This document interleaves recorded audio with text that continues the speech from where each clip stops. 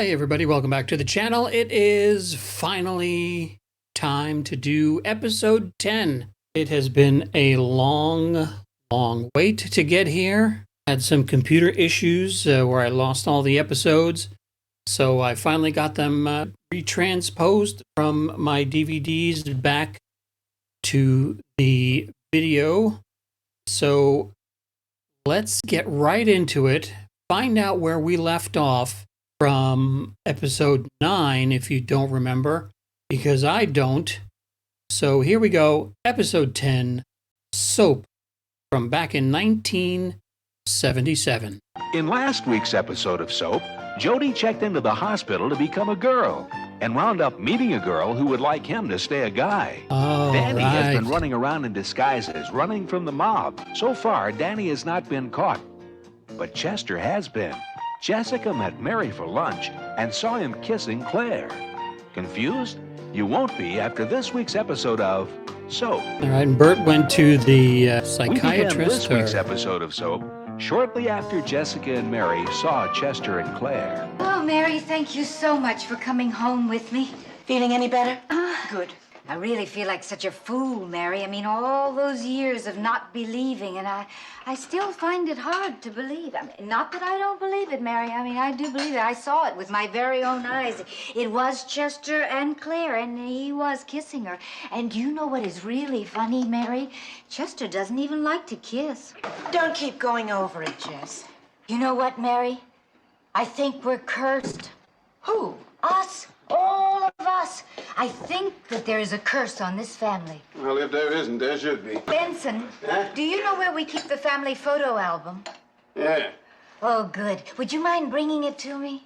Why do you want to look at those depressing pictures? Benson, they're family photographs. They are depressing. A bunch of ugly people in old clothes. And then you got those dried up pressed flowers that fall out all over the place. And then the pictures crumble and you cry. Every time you look at those pictures, I got to do the floor. Mary, I think I am on to something. I think that in those pictures we'll find the answer. Mary, did you see The Omen? No. Well, I mean, nobody believed Lee Remick when she said that her son was the devil and he was trying to kill her. And you know what happened? He killed her. And then, I mean, of course, everyone said, well, she was right. But, I mean, it did her a lot of good. She was dead by then. Oh, thank you, Benson. Thank you. Oh, Look at this. I'm sorry, Benson. Look, Mary, look. Randolph. And where is Randolph, Mary? Jessie, no one knows where Randolph is. Exactly. Our brother, who fathered an illegitimate child with a Swedish maid and then disappeared into the wilds of Ecuador. Don't you think that's peculiar? Jessie, Randolph was peculiar. No, Mary, he wasn't. He was cursed. Jessie, Randolph wasn't cursed, he was nuts. Any man who would go to Ecuador to sell wall-to-wall carpet is nuts. They don't need carpet in Ecuador? Mary, look at this. Who's that? Well, I don't know who it is, Mary, but I saw The Exorcist, and that face is worse. Oh, that's Mr. Tate. Oh, my God, Mary, it is. It's Chester. Yeah, on your wedding day. It is not, Benson. It's our Halloween party because I'm dressed as Chiquita Banana. You think I wear bananas on my head to a wedding? Don't ask me. I wish I knew someone that removes curses. Jessie, we are not cursed. There is no such thing as a curse. Mary, how can you say that? I mean, Mary, look at me. I married a man who does you know what? That's not a curse. I have one illegitimate daughter who sleeps around. It's not a curse, Jess. Well, I have one daughter who doesn't even go out on dates. That's not a curse. Daddy still believes the war's going on. Not a curse. All right, Mary. Your first husband committed suicide. You have one son who's gay, who's going to have a sex change operation. You have one son who's a spy. You have one stepson who lives with a dummy. And you have another stepson who came between Corinne and me, and your husband won't make love to you. You're right, we're cursed. Mrs. Campbell, Yes. I'm your son Danny's employer. May I come in? Yes. Oh, thank you. Oh, it's nice. Where is he? House hunting, he's been driving me crazy. You know, Every time he goes into a house, he's going to look around all the rooms. Mrs. Campbell, about Danny, you know, I'm a little bit worried about him. He leaves so suddenly. Listen, Mr. Ogie. Smith, George Smith. My friends call me Georgie or Georgie boy. My mother calls me Face. My father calls... Forget about my father. You don't like... Danny's not here. He's in Europe. You have his address in Europe? No. Just Europe. Well, you know, this creates a little problem for me because my boss wants me to find Danny so bad. He says if I don't find him, then nobody's ever going to see me again. I know who you are. Giorgio Smith. You want to kill Danny, don't you? Kill? Kill Danny? Where do you get such crazy ideas from? Kill Danny? Ma, Lachem, Shalom, how are you, nieces? Rabbi Maccabee here collecting some money for trees. Hello, mister. You look like a fine gentleman. Nice hair. Nice Jewish people. Campbellwitz. It's a nice Jewish name. It's Campbell. Not Jewish. Well, forget the trees then. I don't know why they want more trees anyway. Israel is a jungle from the trees. Wait, I'll get you some money. No, aspetta un momento. You know, there's a lot of phony balonies going around here collecting for things they just make up. You got credentials? Credentials? Yes. Do I have credentials? You want credentials? 5,000 years of suffering. How's that for a credential? You want credentials? I'll give you credentials. All right. I'm sorry. Credentials, he asks. A bar mitzvah, chopped chicken liver, Tel Aviv, bagel credential. Mr. Schmatty Pants, your head should grow in the ground like an onion. You want wholesale a credential. All right, Rabbi. I was just trying to be careful. There you go. And Mrs. Campbell will be in touch with you, eh?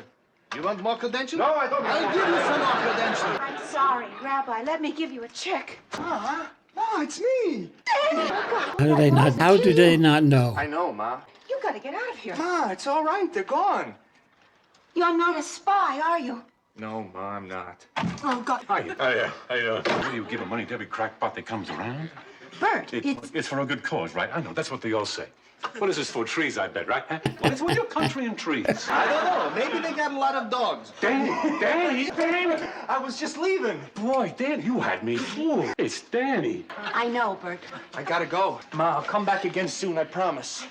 No, the back way. Oh, okay. That's a great outfit. Credentials? Hey, man. Hey, Mary, I've been looking for you all day. Where were you? I was with Jessica. Hey, Mary. What do you say, how about we go upstairs? Why? Why? I see, it's been so long you don't remember. All right? Okay, now. Is he fixed? See, Mary, what I'm trying to say is, why don't we go upstairs, and kind of lounge around a little. Mary, I saw Dr. Medlow today, and guess what? What? I think I can. Now? Yes! It always happens. Oh, Bert, not now. Not now. I'm just not in the mood. Not in the mood. Not in the mood for 6 months. All I've been hearing from you is when. Now, all of a sudden, I'm not in the mood. How can I be in the mood? This morning we took Jody to the hospital. This afternoon, Jessica found out Chester has been unfaithful to her. And a few moments ago, I found out the mob is trying to kill Danny. Well, that kind of lets the air out of my tires, so to speak. All right. Back to Corinne. What are you doing here? How'd you get in here? You gotta get out of here. I have to talk to you. No talk. We've talked enough. That's it for talking. Tim, I'm so unhappy. You, what do you think? This thrills me? Corinne, you can't be here. This is for priests. Tim, you know that guy I live with, Peter? Come on now, Corinne, don't start.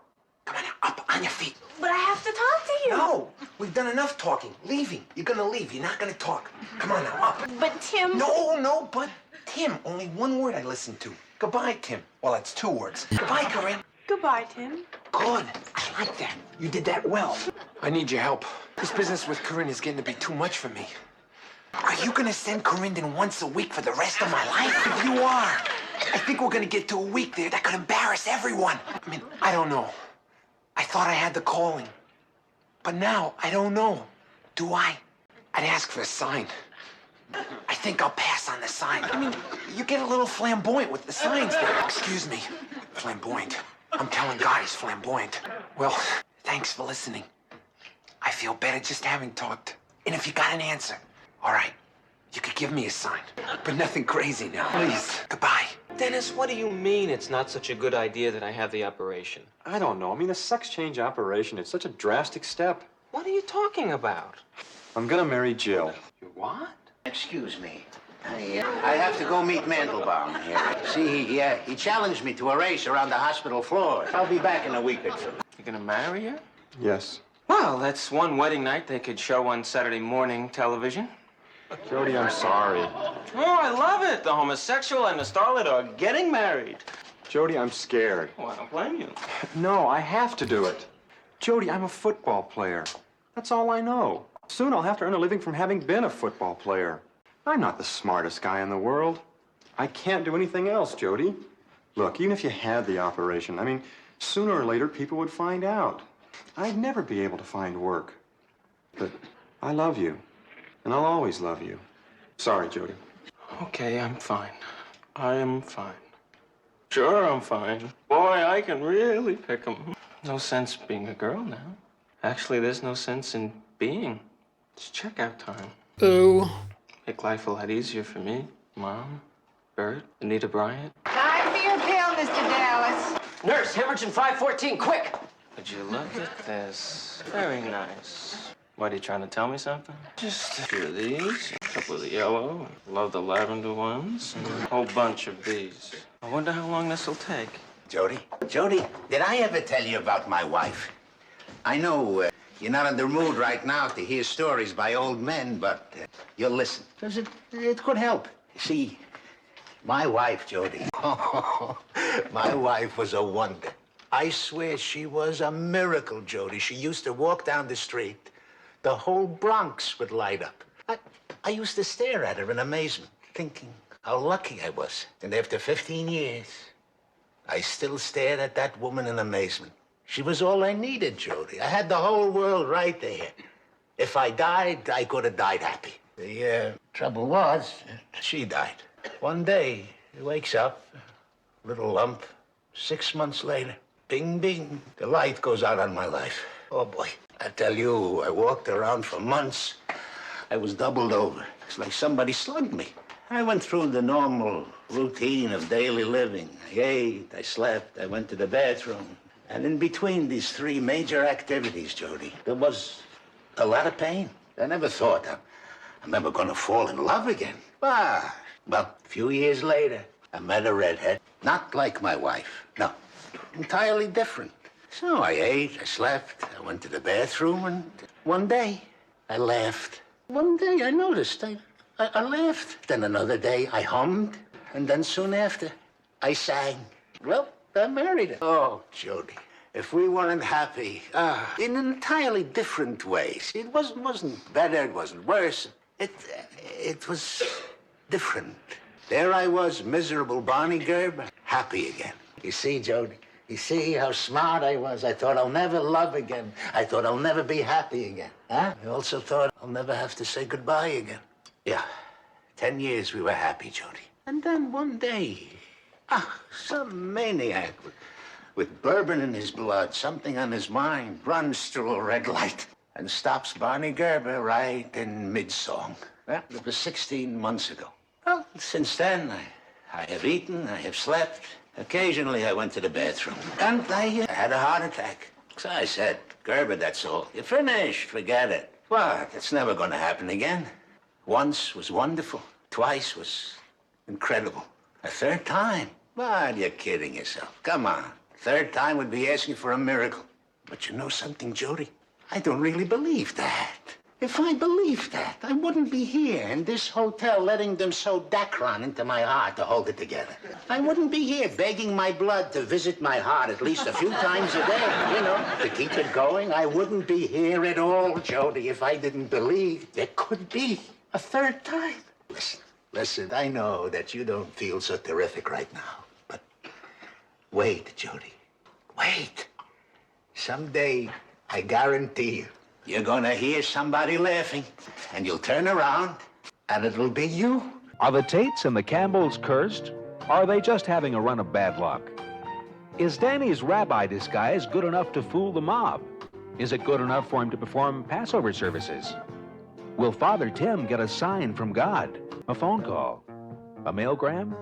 Something. Will Jody live? These questions and many others will be answered on next week's episode of Soap. Well, not the funniest episode. I guess you need a couple in there that need to move the story along. We'll see you next time on the Geek and I. We will check out episode 11 of the 1977 series, Soap. Thanks for watching. Leave your comments below. Like and subscribe to the channel if you want. Really appreciate it. We will see you next time. Have a good one, everybody. Later.